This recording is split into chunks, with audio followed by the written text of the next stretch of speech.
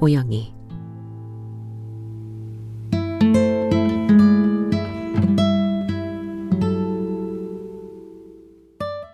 남자.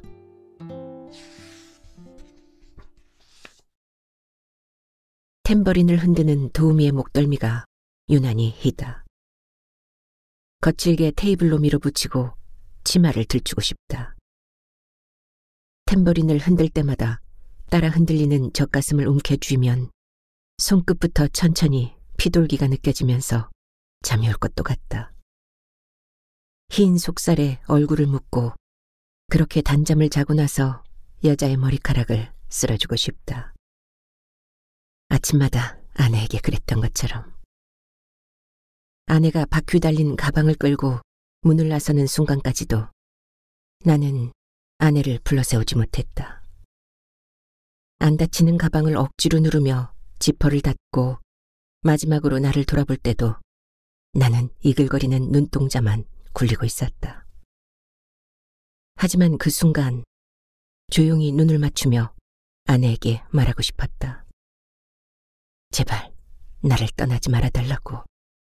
이제 의심하지 않겠다고. 발갛게 벗겨놓고 플래시를 들이대며 다른 남자의 흔적을 찾는 일은 없을 거라고. 그러나 아내의 눈과 마주치는 순간 빨리 꺼져, 이 개 같은 년아. 입술을 비틀면서 나는 그렇게 말했다. 아내는 고개를 흔들면서 삐걱 문소리를 내며 갔다. 한 발 한 발 천천히 움직이던 발소리가 오래도록 들려왔다. 아직도 나는 불면과 불면으로 이어지는 시간의 간극마다 천천히 멀어져가는 아내의 발소리에 가위 눌리곤 한다. 화약 주임이던 친구가 화약을 재다가 누전사고로 죽자 친구의 아내는 곧바로 재혼을 했다.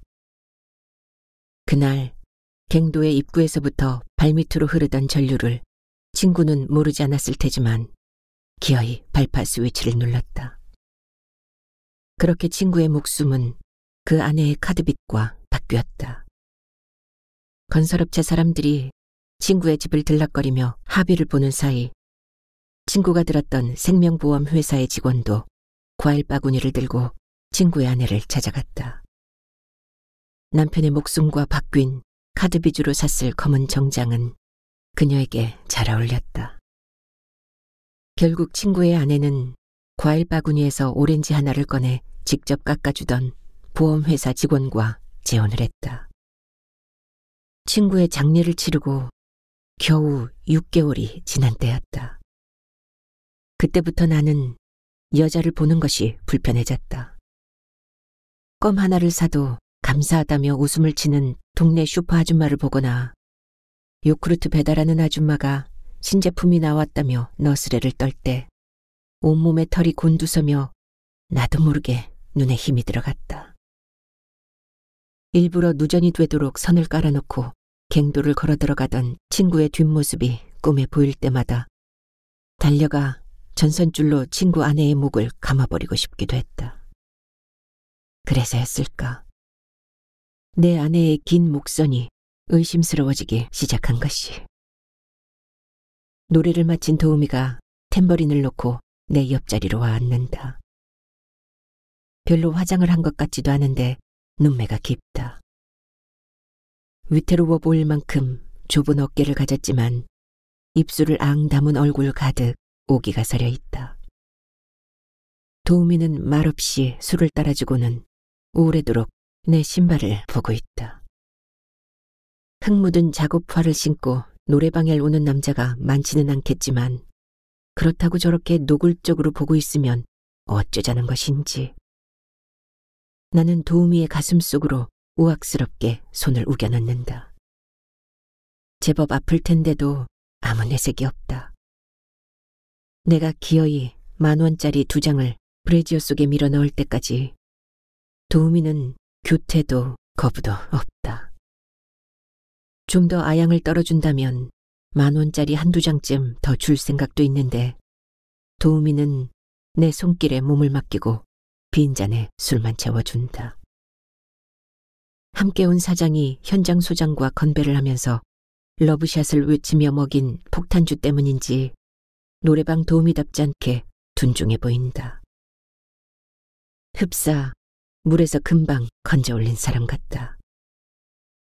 어딘지 모르게 젖어 있는 것도 같고 추워 보이는 것도 같다. 브래지어 속에 돈을 챙길 틈도 없이 도우미는 사장에게 와락 끌려간다. 얼떨결에 사장의 품속에 갇혀버린 도우미의 치맛자락이 뒤집힌다. 드러난 여자의 허벅지를 사장은 탐욕스럽게 더듬는다. 더듬이만 고도로 발달한 하등동물 같다. 순식간에 사장에게 독점된 도우미를 보면서 현장 소장은 빈 입맛을 다셨다. 남자 셋에게 던져진 한 명의 여자. 그러나 어쩔 수 없다. 산을 관통하는 터널을 뚫기 위해 산이 깊은 마을을 돌아다닐 수밖에 없는 우리로서는 몰락한 탄광촌의 소읍에서 한 명의 도움이라도 차지하게 된 걸 다행으로 알아야 한다. 지금 적당히 술기가 오른 세 남자가 동시에 쳐다보는 한 여자. 터널 속과 다르지 않다. 터널 속에 있다 보면 하나만 생각하게 된다. 빛이 있는 곳은 오로지 한 곳. 한 방향만 있는 위험한 집중. 단 하나의 빛을 향한 아슬아슬함. 터널 속에서는 위도 옆도 뒤도 없다. 단지 한 곳에 빛이 있을 뿐이다. 아내가 떠나고 나는 그 하나의 빛을 잃었다. 빛을 잃으면서부터 잠을 자기가 힘들어졌다. 술을 많이 마신 날 태아처럼 몸을 말고 어쩌다 잠이 들어도 이내 빛이 그리워 잠을 깬다. 빈손을 내저으며 혼자 깨어난 한밤엔 그래서 온 집에 불을 켜둔다.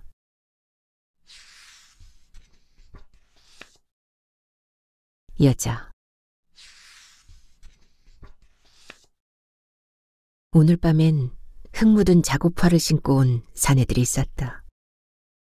도시로 나가려면 한참인 소읍에서 화려하게 불을 밝힌 이곳 노래방은 근처 공사장 인부들에게는 빗무리가 된다. 빛에 굶주린 나방에게 눈이 뒤집히도록 밝음을 내뿜는 빗무리. 사내들의 손마디는 굵었고 더듬는 손길은 급했다. 세 명의 사내 모두 오래 갇혀있던 사람 같았다. 공사장에서 신던 신발을 그대로 신고 들이닥친 그들 모두 목소리가 컸다. 제대로 술이 돌기도 전에 내 가슴을 주물러대던 사내들은 흡사 눈먼 두더지처럼 허둥댔다. 바로 옆에 앉은 사람에게도 큰 소리로 이야기를 하는 걸로 봐서 소음이 심한 공사장에서 일하는 모양이었다. 대학 때 이념 동아리방에서 자주 밤을 새곤 하던 그도 목소리가 컸다.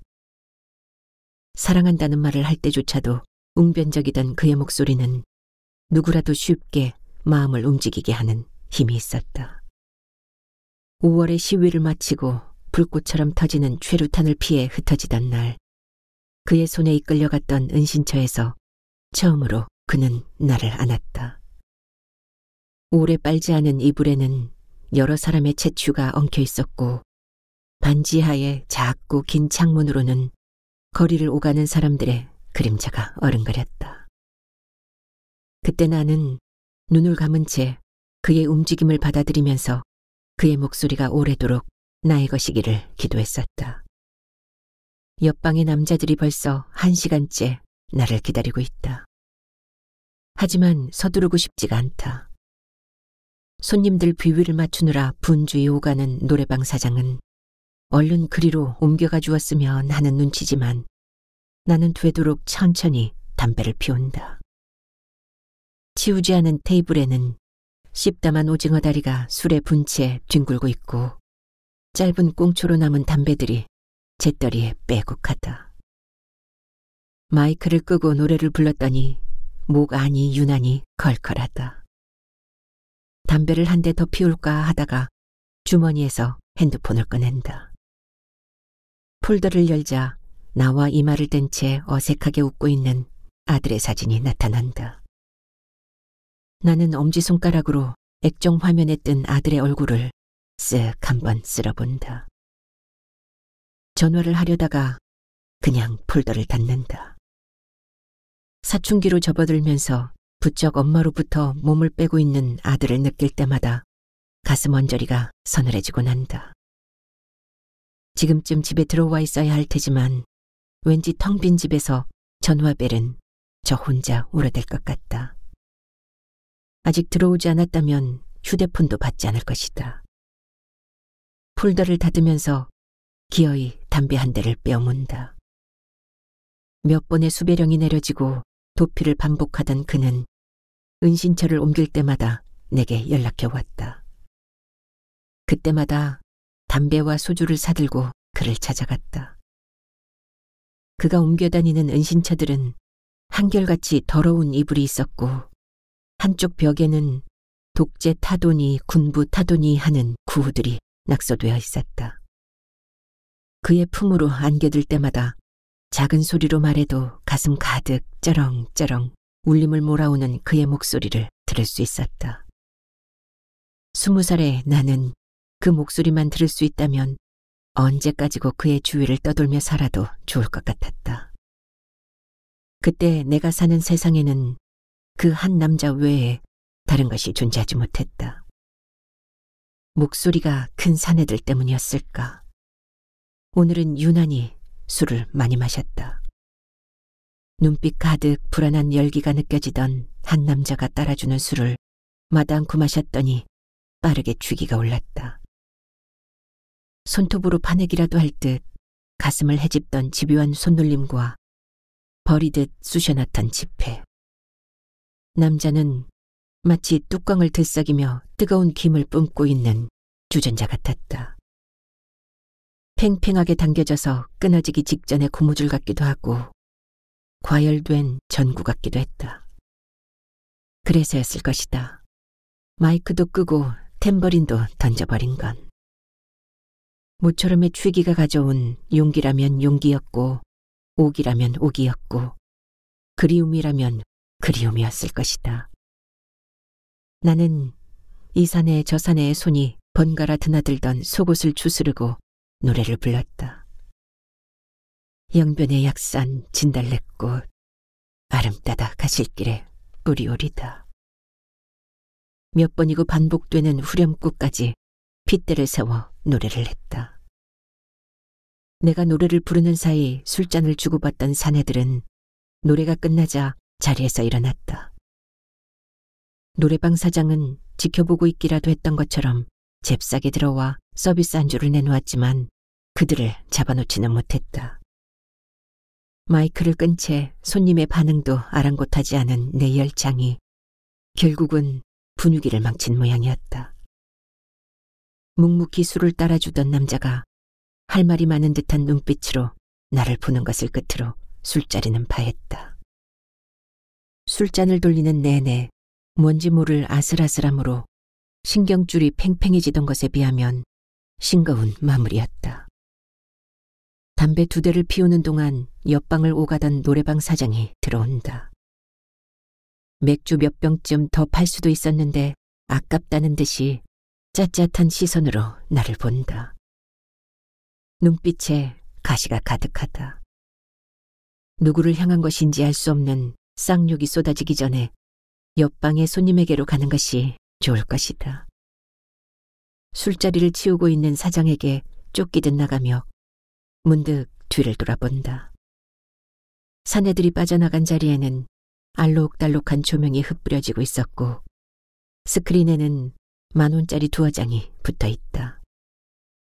거칠게 지폐를 떼어내며 길게 한숨을 쉬었다. 한때 실용음악을 전공하며 시위가 있던 날이면 운동가요를 부르던 나는 몰락한 탄광촌의 소읍에서 노래방 도우미가 되어 있다. 남자. 늦은 밤 술에 취해 돌아온 숙소는 춥다.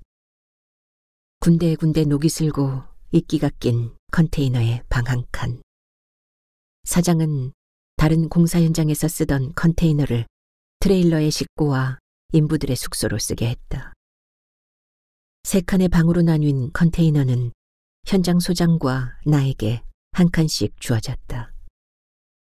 말이 좋아 방이지 한평 남짓한 컨테이너의 창틀은 아귀가 맞지 않아 쉴 새 없이 외풍이 새어들고 바닥의 온열 패널에서 뿜어져 나오는 온기만으로는 얇은 벽의 냉기를 이겨낼 수가 없다.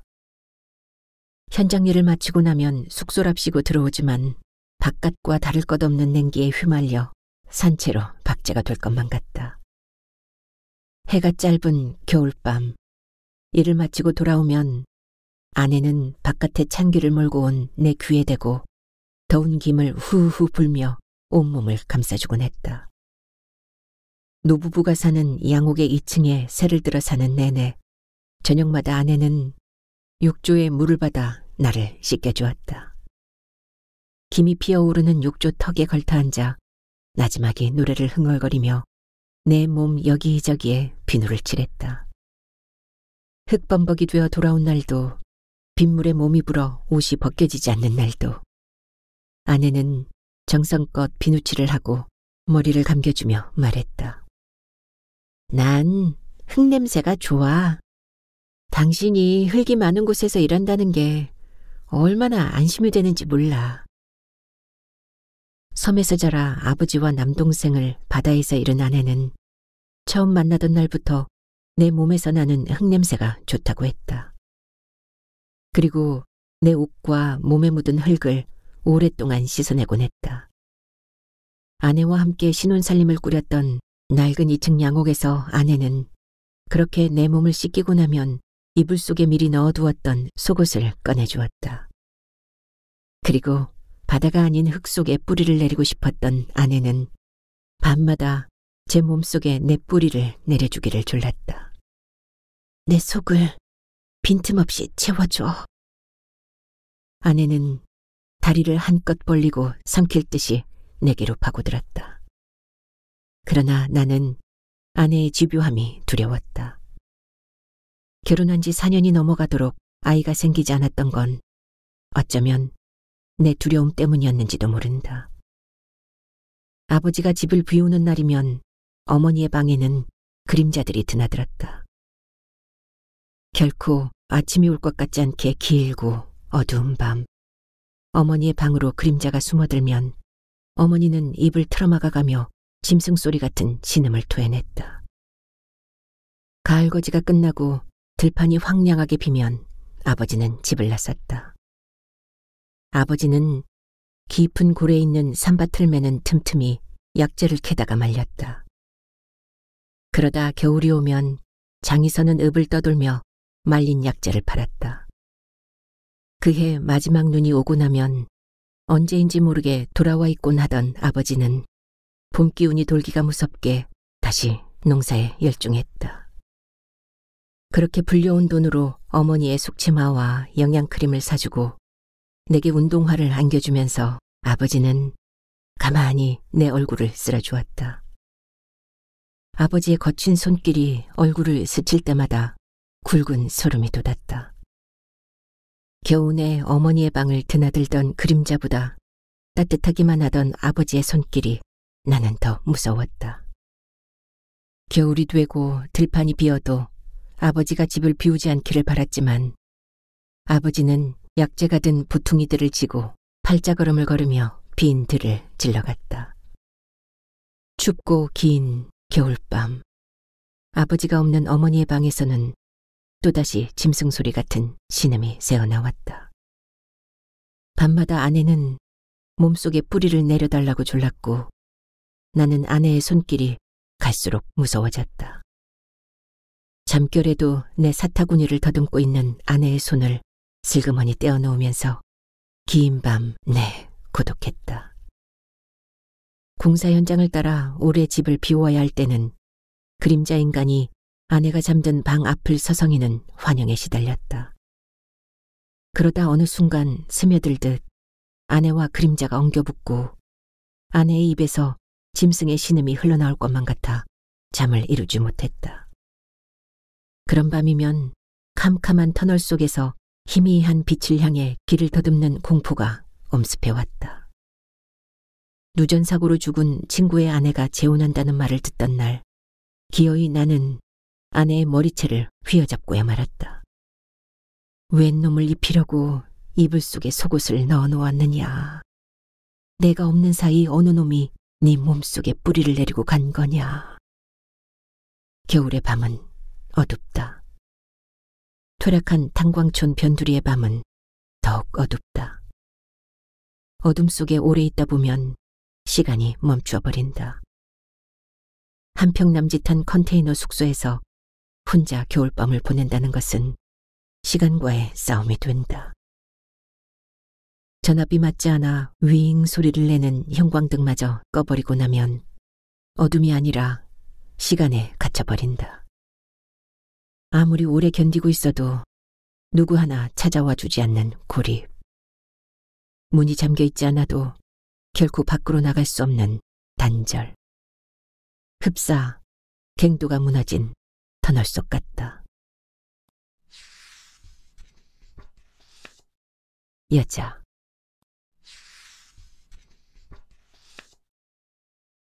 노래방 일을 마치고 돌아와 설핏 잠이 들었던 모양이다.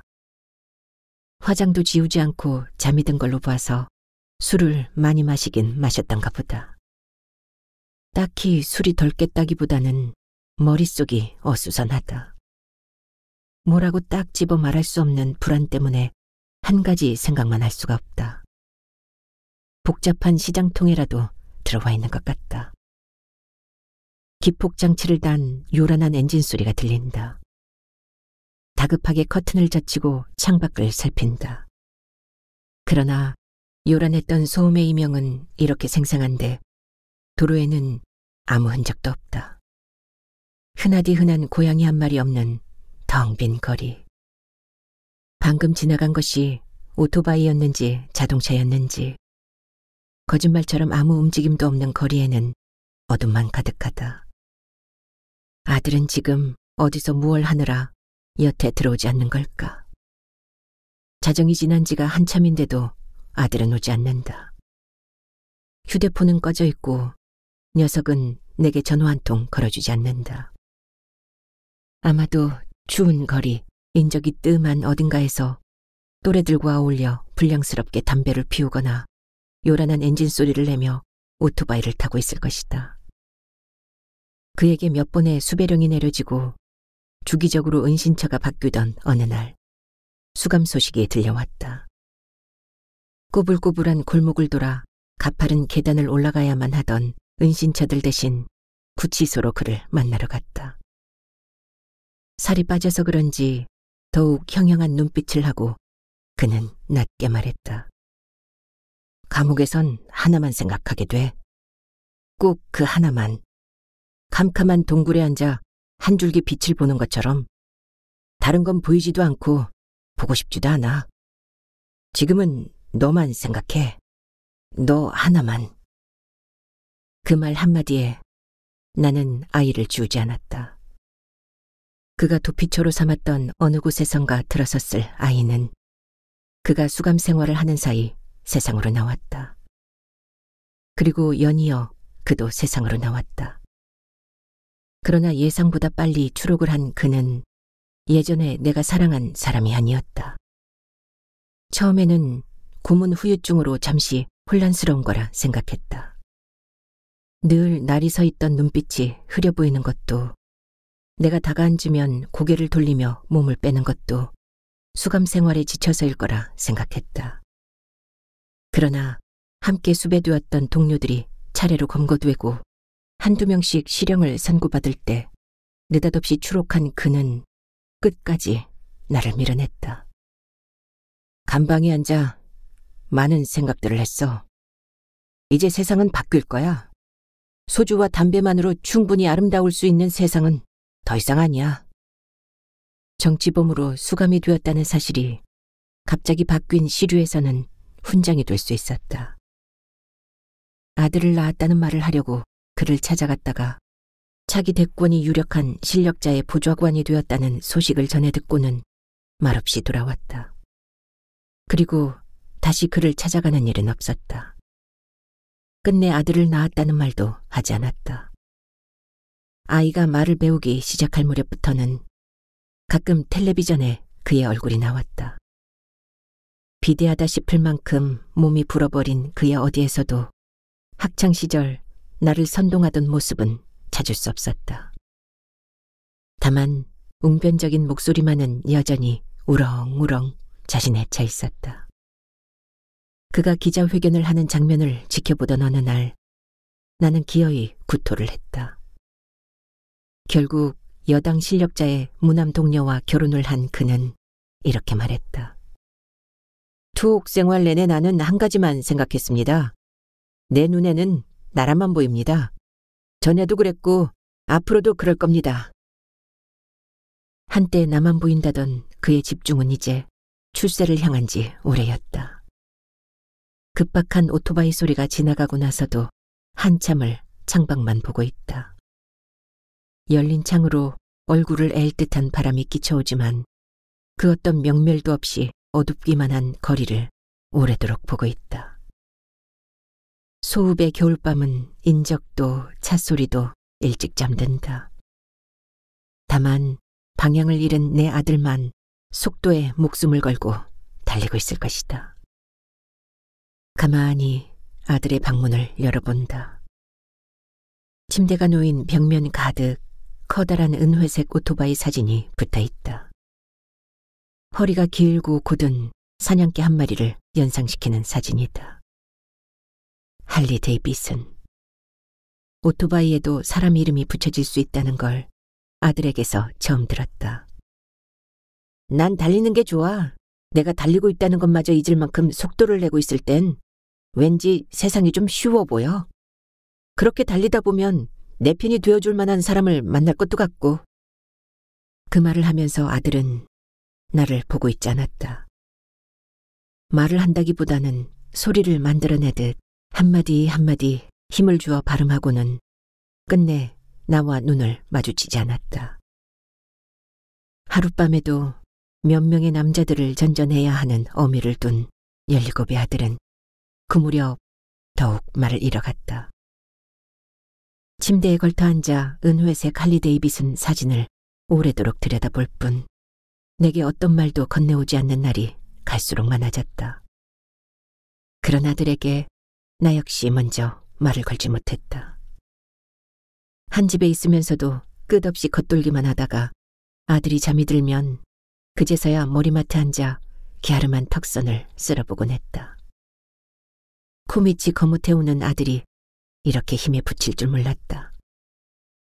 아빠를 모른 채 태어나게 한 것도 세상에 복수라도 하려는 듯 함부로 몸을 굴리며 살아온 세월도 그저 미안하기만 했다. 언젠가부터 아들은 속도에 몸을 맡기기 시작했다. 세상의 냉대와 부끄러운 어미에게서 달아나기라도 하려는 것인지. 인터넷 사이트에서 산 중고 오토바이 한 대 외엔 아무것도 보이지 않는 것 같았다.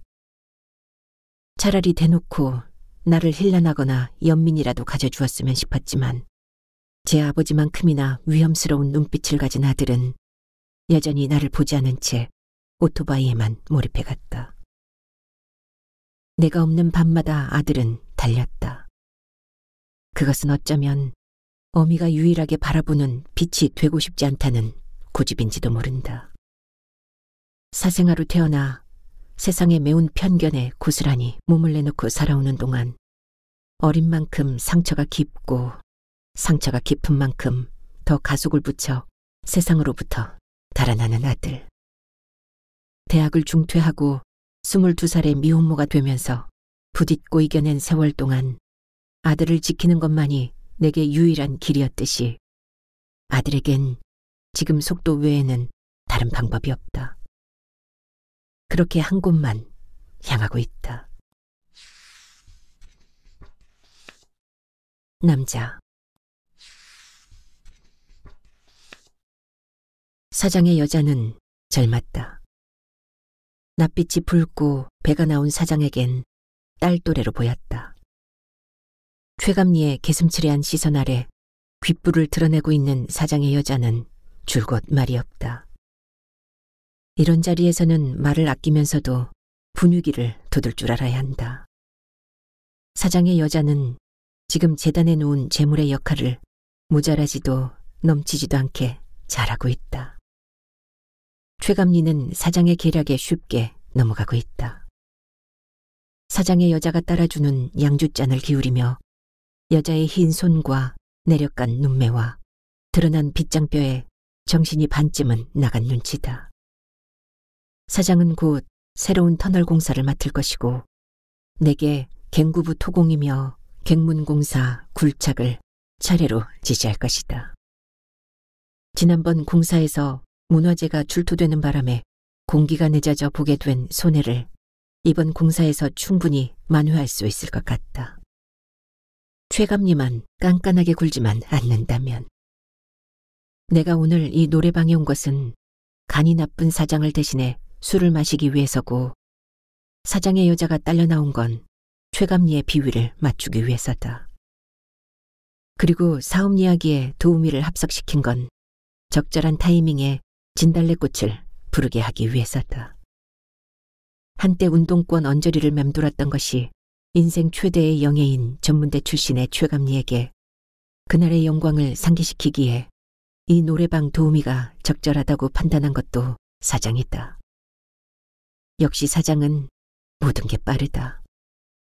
아마도 사장은 자기 여자까지 동원해 최감리의 시중을 들게 함으로써 순조롭게 시공에 들어갈 것이다. 입찰 내역서에 명시한 것과 다소 다른 자재를 쓰더라도 공사는 진행될 것이고 그때마다 사장의 여자와 내가 술자리로 불려나오게 될지도 모른다. 사장에게서는 힘이 느껴진다. 목표 외에는 아무것도 보이지 않는 집요한 힘. 사장이 분위기를 띄우자며 도우미에게 마이크를 건네자 휴대폰을 만지작대고 있던 도우미가 놀란 듯 자리에서 튕겨 일어났다. 술자리에 나와서 딴 생각을 하는 도우미라니. 참 알 수 없는 여자였다. 허겁지겁 휴대폰을 주머니에 넣고서 도우미는 댄스곡을 몇 곡 불렀다. 그러다 한껏 분위기가 고조된 어느 순간 느닷없이 운동가요를 불렀다. 사장이 미리 지시한 대로였다. 사장의 여자와 엉켜 몸을 비벼대며 춤을 추고 있던 최감리가 갑자기 정색을 했다. 조용히 자리에 앉아 혼자 술을 들이켜는 모습이 딴에는 회한이 많은 모양이다. 도우미는 눈을 지그시 감고 한 소절 한 소절 가사를 씹어먹듯 간절하게 노래를 했다. 사장은 최감리의 상념을 방해하지 않으려는 듯 도우미에게 계속하라는 손짓을 했고 최감리는 빠르게 취해갔다. 도우미는 여기가 어디인지도 잊은 듯 노래 부르는 것에만 몰입해 있고 최감리는 연거푸 술을 들이켜며 과거로 생각을 몰아가고 있는 듯했다. 사장은 상황이 뜻대로 되어간다 싶자 회심의 미소를 지었다. 그리고 그 앞에서 빗장뼈를 드러내고 묵묵히 앉은 사장의 여자. 모여 앉아있지만 제각각 딴청을 부리고 있다. 헤어지기 직전의 아내와 나도 그랬다. 번번이 임신에 실패한 아내는 언젠가부터 나를 거부했다. 그것이 처음으로 아내에게 환양년이라고 욕을 하고 나서인지 코뼈가 주저앉도록 주먹을 날리고 나서부터인지는 알 수 없지만 오래 현장에 나가 있다가 집으로 가면 아내는 눈치를 보면서 나를 피했다. 그럴수록 나는 더 아내를 의심하게 되고 의심이 의심을 불러와 다그칠 때마다 나를 보는 아내의 눈빛은 공허해졌다.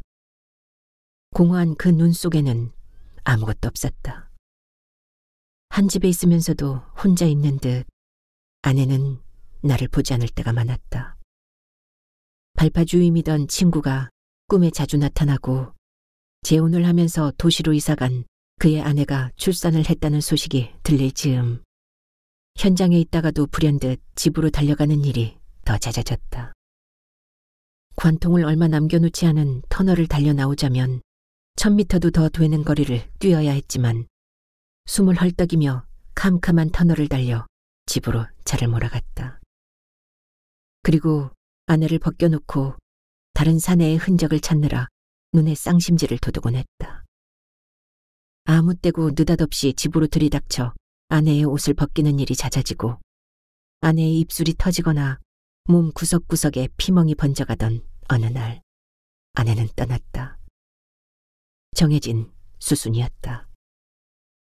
거푸 술잔을 몇 순배 돌리고 나더니 사장이 서서히 마각을 드러냈다.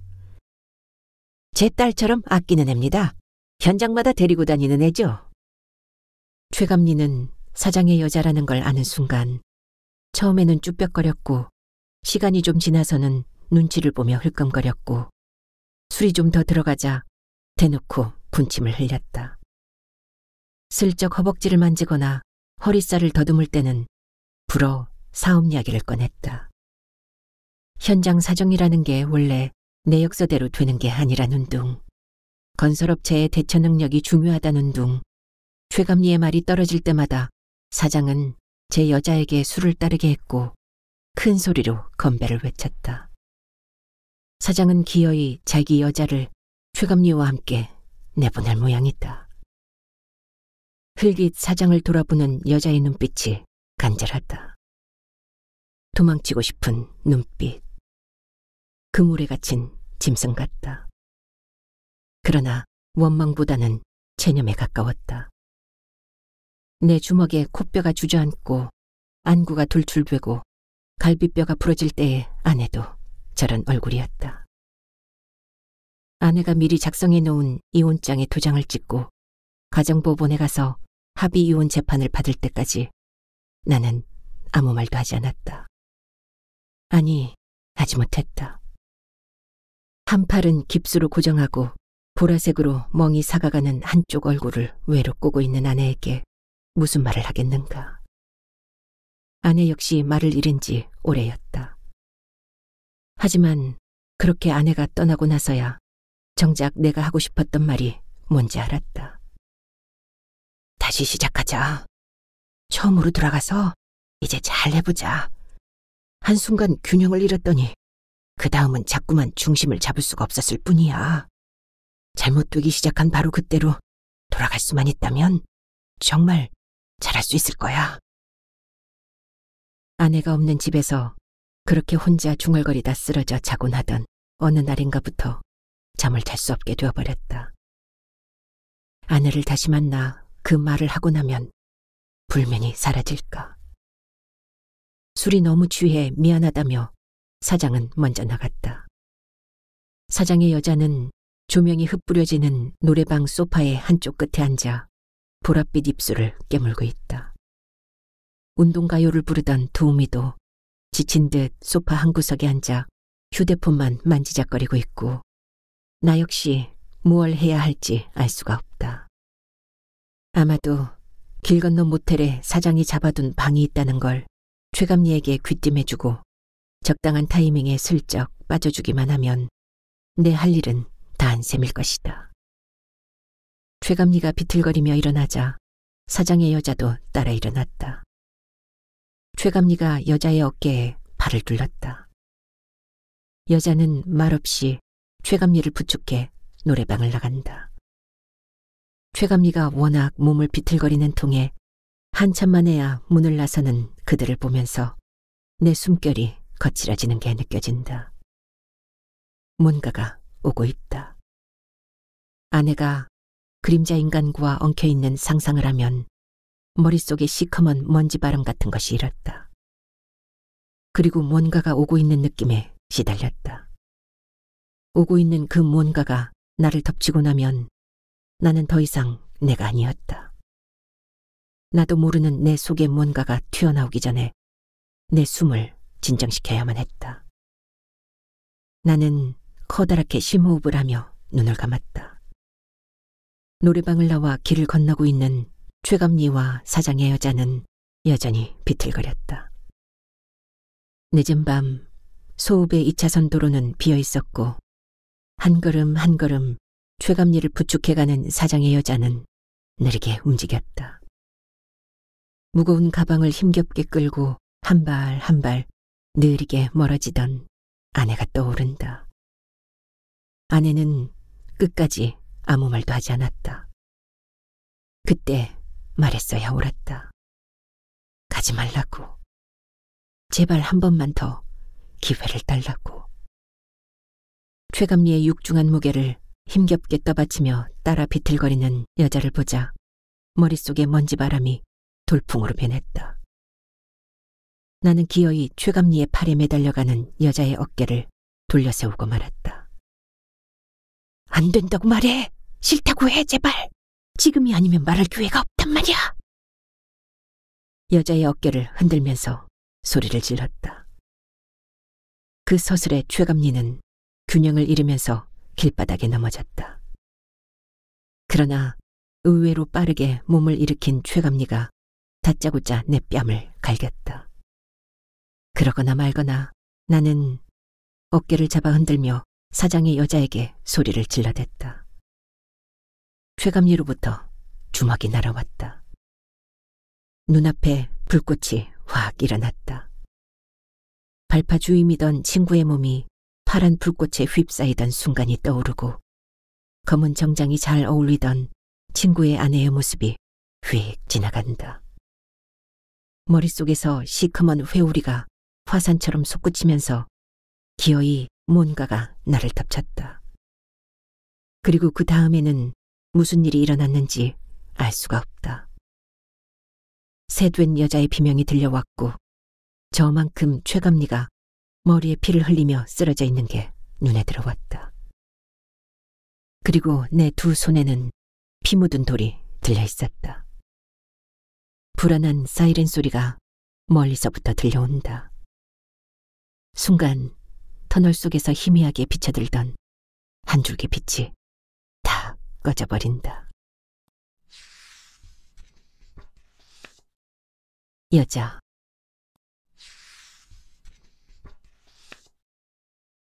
또 과음을 했다. 손님이 주는 잔도 마다했어야 할 판에 내가 내 잔의 술을 따라 마시기는 처음이다. 정말 이상한 자리였다. 시간이 엉키고 사람이 달라지고 일어나선 안 될 일이 곧바로 일어날 것만 같은 긴장감이 감돌았다. 10년 가까이 여기저기를 돌며 술 따르는 일을 해왔지만 노래방에서 운동가요를 부르라는 요구는 처음이었다. 술자리에서는 최신 유행의 댄스곡이 제일이다. 그래야 흥이 돋고 술들을 권한다. 아니면 분위기를 한껏 잡고 느린 템포의 블루스곡을 불러야 한다. 적당히 술기가 오른 치들이 여자 몸을 더듬으며 회전 조명 아래에서 흐느적거릴 수 있도록 말이다. 그런데 때 아니게 운동가요라니. 터널 공사를 하는 시공사 사장이라는 작자가 먼저 나가면서 10만 원짜리 수표 한 장을 쥐어주고 갔다. 덕분에 일이 잘 될 것 같다면서. 다음에 또 부탁한다면서. 내 덕분에 잘 될 일이 뭔지, 다음에 또 부탁받을 일이 뭔지는 알 수가 없지만 뭔가 섬뜩했다. 그들이 나가고 나서도 한참을 노래방 더러운 소파에 몸을 기대고 있다. 나는 술손님이 없으니 이대로 들어간다 해도 사장 눈치를 볼 필요는 없다. 하지만 쉽게 취기가 가시질 않는다. 아들에게 비틀거리는 모습을 보이지 않으려면 좀 앉아있다 가는 게 좋겠다. 그런데 이 녀석은 어디서 뭘 하는 걸까? 초저녁부터 아들은 휴대폰을 받지 않았다. 술 시중을 들거나 노래를 하는 틈틈이 아들에게 어디냐고 문자를 보냈지만 답장 한 통 오지 않는다. 화장실에 가는 척하고 나와서 전화를 해도 아들의 목소리 대신 컬러링만 듣다가 폴더를 닫아야 했다. 오늘따라 유난히 답답하고 불안하다. 이 늦은 시각까지 도대체 어느 낯선 길을 헤매고 다니는 것일까?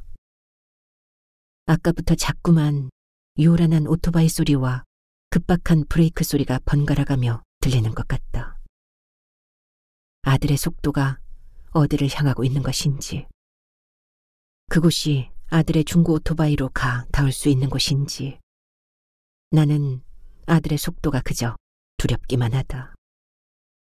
오늘 사내의 눈빛에는 집요한 무언가가 서려 있었다. 가슴에 시한폭탄이라도 품고 있는 듯 호흡이 가팔랐다. 흙 묻은 작업화 대신 말쑥한 구두를 신고 있었지만 눈동자는 자주 초점 없이 흔들거렸다. 터널 공사를 하는 시공사 사장과 최감리라는 또 한 명의 남자를 향해 줄곧 열기 가득한 시선을 던지고만 있었다. 다 함께 잔을 부딪힐 때마다 사장과 함께 온 젊은 여자가 따라주는 술만 빠르게 마셨다. 시공사 사장이 미리 지시한 대로 내가 운동가요를 부르자 더욱 알 수 없는 표정이 되면서 내 쉬는 날숨 하나에도 날이 서는 게 느껴졌다. 내게 계속해서 운동가요를 부르라고 사인을 주던 시공사 사장이 슬그머니 빠져나가자 사내의 눈 모서리는 더욱 날카롭게 각이 섰다. 한참을 혼자 술을 마시던 최감리라는 남자가 비틀거리며 몸을 일으키자 젊은 여자도 따라 일어났고 그것으로 술자리는 끝났다. 시공사 사장과 최감리 사이에서 입술을 앙 담은 채로 술을 따르던 젊은 여자는 나가기 전에 진저리를 한 번 쳤다. 올려묶은 머리 밑으로 드러나는 뒷덜미에 소름이 돋아 있었다. 몹시 추워 보였다. 좁은 소읍에서 그들이 갈 곳은 많지 않다. 길 건너 명색이 룸사롱에서 양주를 한 병쯤 더 마시거나 그 옆에 모텔로 가거나 그들이 어디를 향하든 내 알 바는 아니지만 그들이 나가고 난 후 노래방 스크린에 붙어있는 10,000원짜리 지폐들을 떼어내면서 괜히 남은 술을 내가 부어 마셨다. 추워 보이던 여자의 뒷덜미와 보랏빛 입술이 머리에서 떠나지 않는다. 괜히 내가 따라 추워진다. 갑자기 도로 저쪽에서 사이렌이 들려온다. 순식간에 이쪽을 향해 다급하게 달려오는 사이렌 소리. 작은 시골 마을에서 한밤중에 사이렌이 울릴 일은 잘 없는데 무슨 일일까? 갑자기 심장이 요동을 치고 불안이 엄습해온다. 마치 내가 잊고 있는 뭔가를 일깨우기 위해 사이렌이 울리는 것만 같다. 나는 급하게 휴대폰 폴더를 열고 아들에게 전화를 한다. 손이 떨린다. 여전히 컬러링만 울려나올 뿐 아들은 전화를 받지 않는다. 끊기고 나면 또 하고 또 해보지만 마찬가지다. 점점 손끝이 심하게 떨려온다. 아들에게 아무리 말해주어도 모를 것이다. 제 아버지가 그랬고 또 내가 그랬듯이 한 곳만 바라보고 달려가는 집중. 그것이 얼마나 위험한지를. 아들도 달리다 지치면 언젠가는 멈춰설 것이다. 터널 속처럼 오직 한 곳에서만 비쳐드는 빛이 문득 덧없어질 때쯤. 그러나 그곳이 너무 멀지 않기를, 그리고 너무 늦지 않기를. 걷잡을 수 없이 떨리는 손으로 나는 다시 아들에게 전화를 한다. 갑자기 사이렌이 멈추면서 세상이 고요해진다. 폭풍 전야처럼.